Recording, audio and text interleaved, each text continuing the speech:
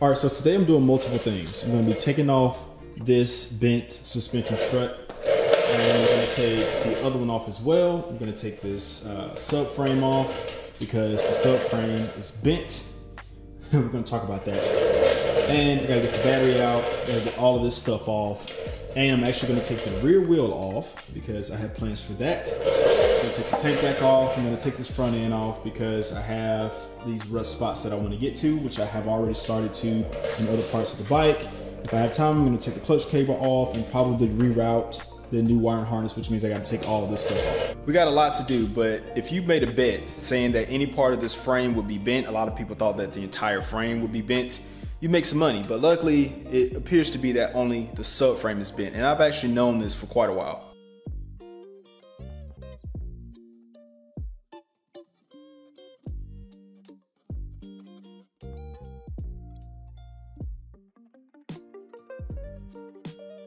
See, the subframe is mounted here, and there's a lower mount, and there's another one right here, and there's a lower mount. And essentially, this has no, I guess, hard connection to the main frame of the bike.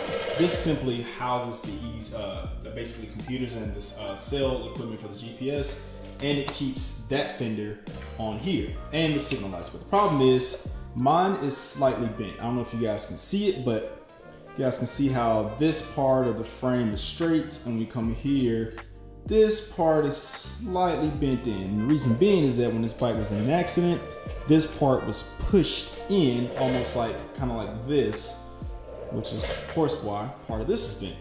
The big question that a lot of you are probably wondering is, Brandon, how do you know if the frame is really not bent?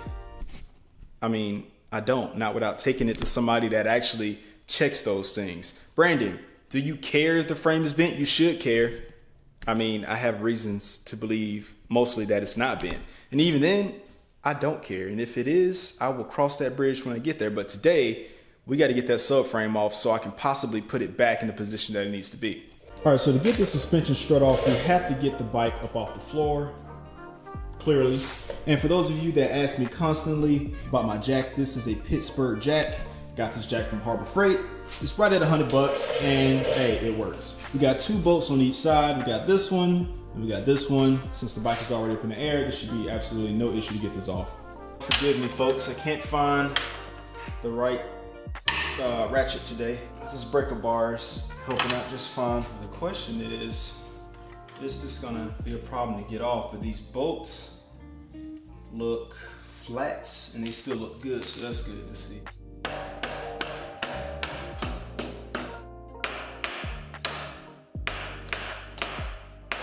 I'll go ahead and get these off.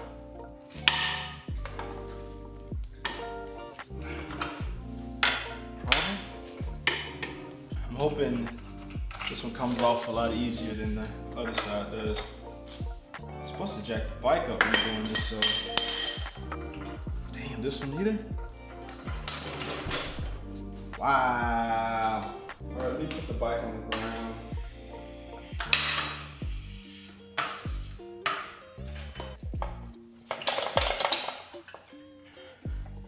I might have to hammer these things from the other side. I can't get these off. I think that might have released that one, but. Wow. All right, so I'm taking my screwdriver. I'm going between this gap. I'm just prying it. See that? Just prying it. After some hammering in different places, we finally got this thing to break free. And also, I had to use some PB Blast. Kind of loosen this stuff up. Let's see.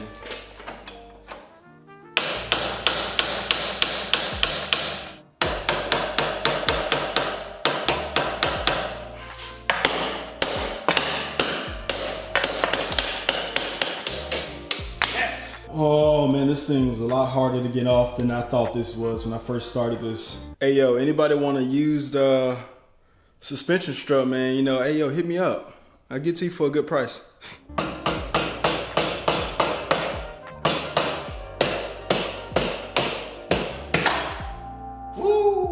Suspension drop when I did that. All right, second one is off. This one looked a lot better than the other side, so this one actually could be It can be sold. Put these bolts back on these studs so I don't get them lost. Next up is getting the subframe off. I got to take the battery out, which means I got to disconnect all the computing components before I do that. Get that out the way. Take the negative off first. All right, this is gonna just come out. I should have done this first, but we're gonna take the charger out of the bike as well, but the battery's already out, but either way, we move forward. All right, I'm actually gonna see if I can cheat a little bit, because this panel that holds all the tech right here, this can actually come off. We got 3 screws right here. 1, 2, 3.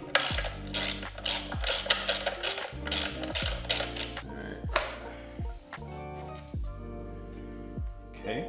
We got the wires for the signal. This is the WCM or the VCM. I'm pretty sure this is WCM. And we got this antenna, and we have this USB cable that goes into the cell module. So I'm gonna disconnect these.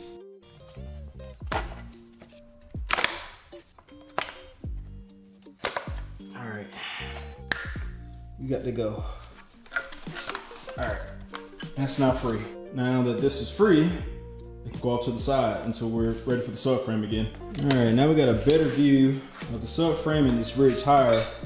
You guys can see, you know, there's no bends in here. Mostly that bends right here. So again, for me to be able to straighten this out, I have to get this off of the bike so I can get my press in between here. Oh wait, that's tightening. Crap. Wrong way. Here we go. I really got to slow down because when I move fast, I tend to make more mistakes, but we're getting it done. All right, y'all. I'm running into a bit of an issue with clearance. Those bolts back there, they're very hard to get to, and I don't think I have a tool that can get on that. But what I am gonna do in the meantime is take these brackets off and this cover on the side to get a little bit more clearance, and I'm gonna see what I can do from there.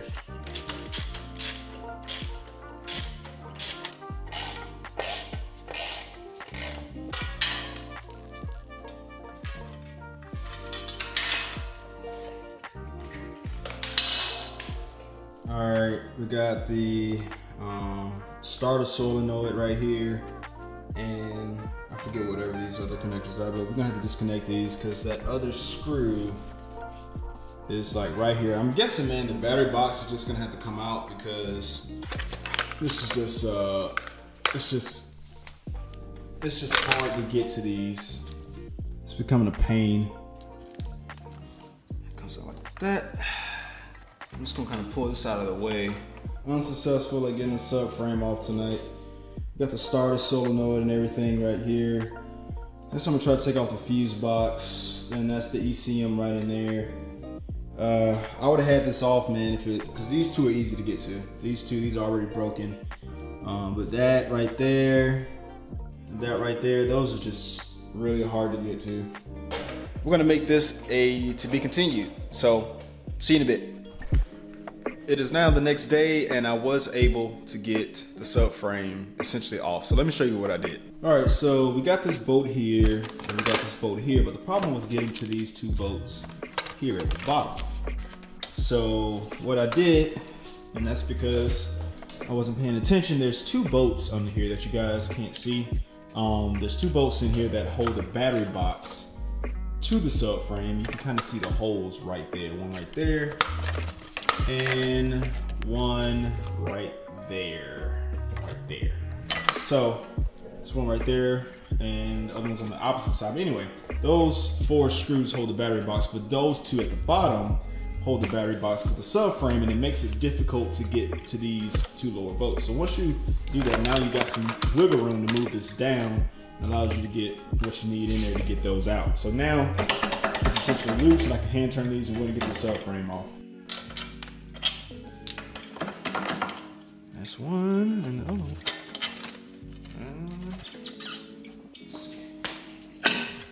There we go. Subframe is off.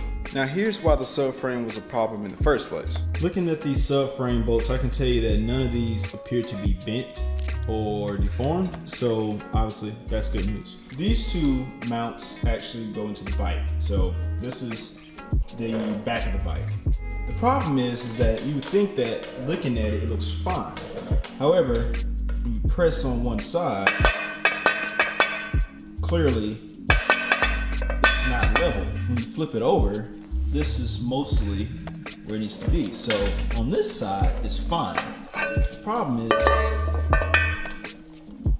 on this side. And what it is this is pushed in. So this is the left side of the bike, this is the right side. So what I'm gonna do today, I'm gonna try to force this back out.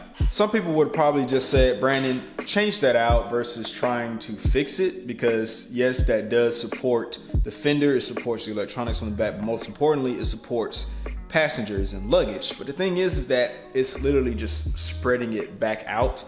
There's nothing that I'm doing to, I guess, change the load that this piece of metal can handle. But I am trying to bend it back and get it where it's flush, where it needs to be. And you know, once I get this back on the bike correctly, then the fender can be reshaped and it should match. So my special tool that I'm gonna use to fix this is a bottle jack. And essentially, I'm gonna put this on this side. I'm gonna put the bottle jack inside of this, and I'm gonna jack the bottle jack up, and it should force this out. And the reason I didn't do this on the bike is because if I'm using a bottle jack to force this out while it's still on the bike, I don't want to force the other side out at the same time. Do I know if this is going to work? No, but is it worth a shot? Absolutely. You guys can see kind of where we are right now. So the bend is right at that end. So I am gonna put the jack on that very end and I'm gonna bend it out, but this is what we're looking like so far. You guys are gonna get a good look at this when this releases, so check this out. See, it's still going back. So, metal, see, I have to go a little bit further out to get this to go right, but it is definitely working. I may just not be jacking it in the right place, but this is definitely doing something. All right, folks, it is the next day. Once again, I'm admitting defeat, and I'm actually gonna reach out for help. Let me show you what I got so far on this subframe and the fender. All right, so I know it's gonna be a little hard to see, but this is the closest I can get this fender back to a stock shape. And the reason being is, one, the fender was warped, and also the subframe is warped. I showed you guys before how the frame, when it sits on the floor, is not even. It's almost like when you press like one leg of a chair, 3 of the legs are even and 1 leg is kind of off, and you put a piece of paper under it. That's essentially what's going on with the subframe. So it's slightly twisted from the accident. So it was pushed in and it allowed one side to go slightly higher than the other. Now the problem with that is when you're trying to put the fender back on, no matter how you shape it, it's always going to be slightly off or higher on that right side. And the result here is that the fender is higher on that right side than the left. So what I've been trying to do with that bottle jack, I just haven't been able to, you know, push it in the way that I can, or at least twist it. Basically, I need to twist this side up and that side down to get it back where it needs to be.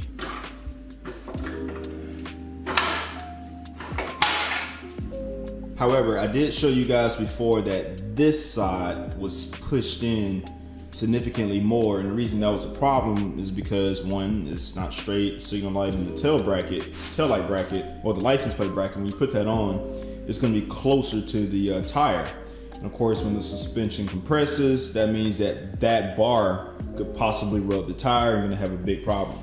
So the subframe is straighter than it once was, and you're not going to get this stuff back 100% without like I guess an actual shaper or press. But like I said, the problem I'm having, as you can see, this side is slightly lower than this side, and that's causing that fender to have that weird shape.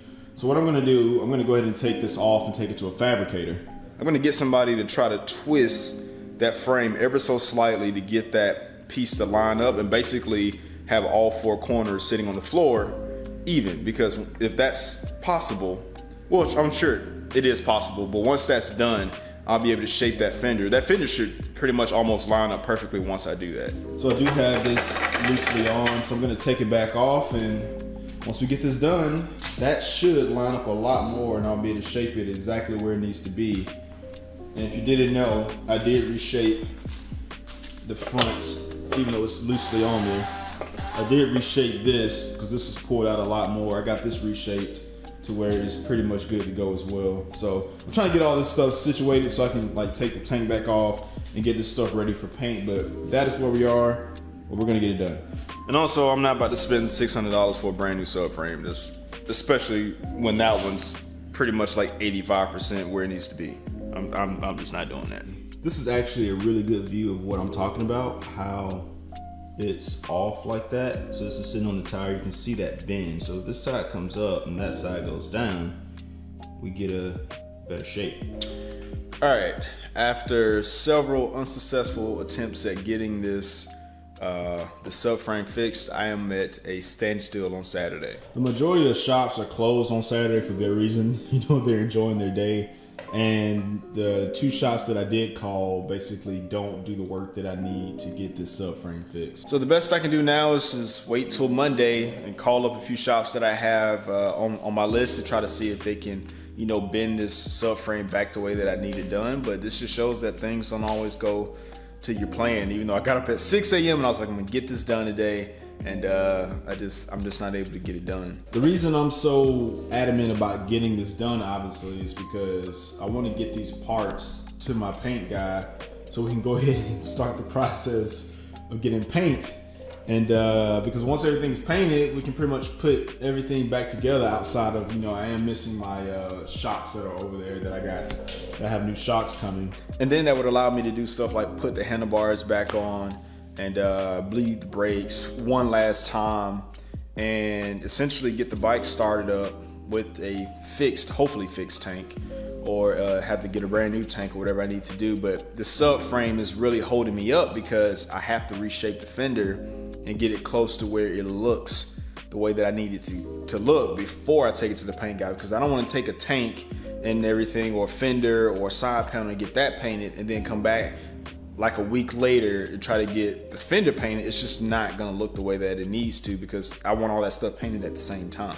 So I put this stupid thing back on just to look at it and just try to keep the faith that we can get this done. But it's really holding me up. If anything, it shows that I don't have the full infrastructure that I should have when I'm trying to work on these bikes and do things outside of like bolting on parts. But if I waited till I had every single thing that I needed, I wouldn't have started in the first place. But like I said, part of this is just finding the people or the products you need to do these things. It's not all just wrenching on the bike or putting on parts. It's logistics. It's finding out who can do the thing that you need done, like trying to find somebody to fix the subframe. This is more than just bolting on a part. At least we got the shocks off and you guys got a chance to see what's involved with this rig, and it's actually not that hard to work on this bike at all. The components and everything are really right at your disposal without taking off a lot of different pieces to get to what you need to. So I do commend Indian for making this bike that way. But what I'm gonna do now, I gotta get the front end off, because again, I wanna clean those components up, get some steel wool on it, bleed the brakes, and then try to do some polish to this stuff. So even though I'm waiting on the subframe to get fixed, it's not like I don't have other things to do, but it just shows that stuff doesn't always go to plan. At least I'm going to show you that things doesn't always go to plan. But hey, if you want to catch up on this series, you can click this little icon right here on the screen. You can click this playlist and start from the very beginning. You can see how we even got to this point. But yeah, hey, as always, thanks for listening to my story. And if you're subscribed, I'll see you in the next one. Peace.